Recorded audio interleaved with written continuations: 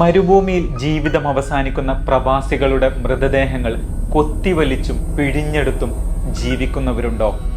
കേൾക്കുമ്പോൾ തന്നെ ആരുമൊന്ന് നെറ്റി ചുളിച്ചു പോകും. ഒരു പിടി സ്വപ്നങ്ങളെ കൂട്ടുപിടിച്ച് കടൽ കടന്നെത്തി ഇവിടെ തന്നെ ജീവിതം അവസാനിക്കുന്ന ഒരുപാട് പ്രവാസികളുടെ മരണവാർത്തകൾ ദിവസവും നമ്മൾ കാണാറുണ്ട്. ഒരു വർഷം ഏകദേശം 1000-ഓളം ഇന്ത്യൻ പ്രവാസികൾ UAE-യിൽ മരിക്കുന്നുണ്ടെന്നാണ് ഔദ്യോഗിക കണക്കുകൾ പറയുന്നത്. ഇത്തരം മരണവാർത്തകൾ കേൾക്കുമ്പോഴേക്കും മൃതദേഹം നാട്ടിലെത്തിക്കാമെന്ന് പറഞ്ഞ് കഴുകന്മാരെ പോലെ ഏജന്റുമാർ വട്ടമിട്ടു പറക്കുന്നുവെന്നാണ് പുറത്തുവരുന്ന ആരോപണങ്ങൾ. UAE-യിൽ നിന്ന് ഒരു മൃതദേഹം നാട്ടിലെത്തിക്കാൻ ചിലവാകുന്ന തുകയുടെ എത്രയോ മുകളിലാണ് ഇത്തരം ഏജന്റുമാർ ഈടാക്കുന്നതെന്നാണ് ആരോപണമുയരുന്നത്. പകൽമാന്യന്മാരായി പ്രവർത്തിക്കുന്ന ചില സാമൂഹിക പ്രവർത്തകർക്ക് ബിനാമി ഏജന്റുമാരുണ്ടെന്നതും ഞെട്ടിക്കുന്ന വാർത്തയാണ്.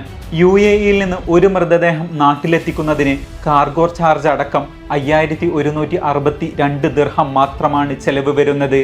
ഈ സ്ഥാനത്താണ് അക്ഷരാർത്ഥത്തിൽ കഴുകന്മാർ എന്ന് വിളിക്കാവുന്ന ചില ഏജന്റുമാർ 10,000 ദിർഹം വരെ ഈടാക്കുന്നത്.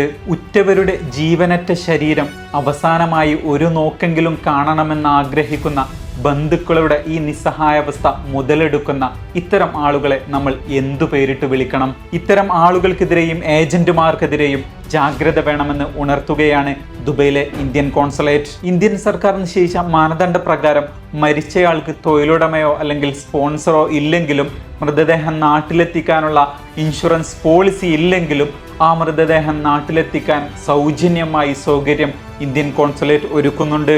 ഇന്ത്യൻ കമ്മ്യൂണിറ്റി വെൽഫെയർ ഫണ്ടിന് കീഴിലാണ് ഈ ഒരു നടപടി സാധ്യമാകുന്നത്. മരിച്ചയാളുടെ കുടുംബം അവിടെ ഒരു ചെലവും വഹിക്കേണ്ടി വരില്ല. ഇനി തൊഴിലുടമകൾ ഇക്കാര്യം ഓർത്തിരിക്കുക.